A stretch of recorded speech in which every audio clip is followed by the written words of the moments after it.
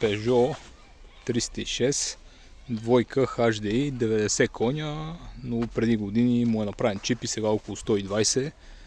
Върви много прилично. В семейството от 7 години. Супер икономично е и доста здраво. Типично за по-старите дизели. Ето го външно какво представлява. Лака на места е паднал. Но като цяло има приличен вид. Ето тук по капака.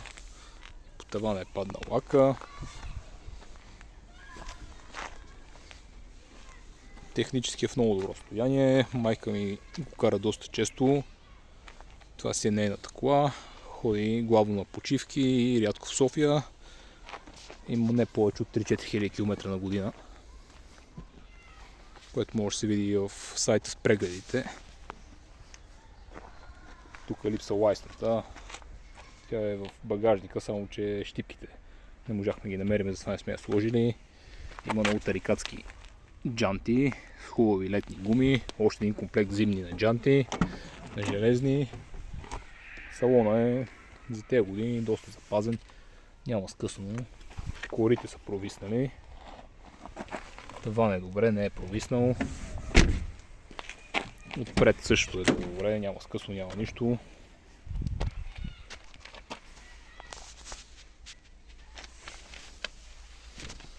Има круиз контрол. Климатик има, но не работи. Не знам също с компресора тръгва, но като че ли губи фрон от някъде. Хубав голям багажник. Теглич.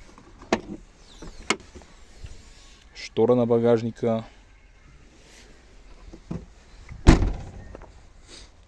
Цяло външно нормални забележки за тези години. Доста са понасъбрали се. Отдолу е добре, няма бръжди, няма нищо. Нищо, че е от Австрия. Ето. Работи много добре, пали от четвърт. Както казах, върви много хубаво.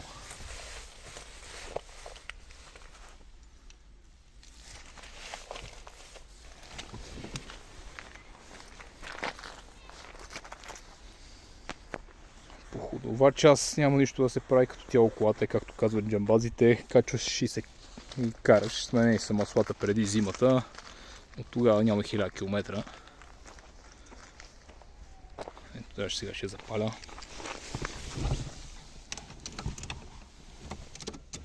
Ако някой иска да си върши работа, колата е супер. Много е здрава и непретенциозна.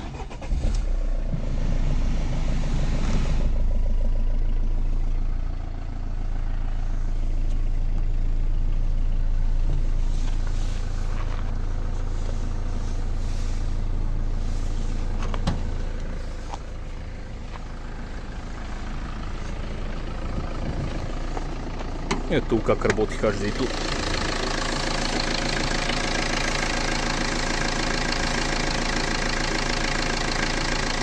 Двигателът не е мит изобщо за тези толкова много години, който е при нас.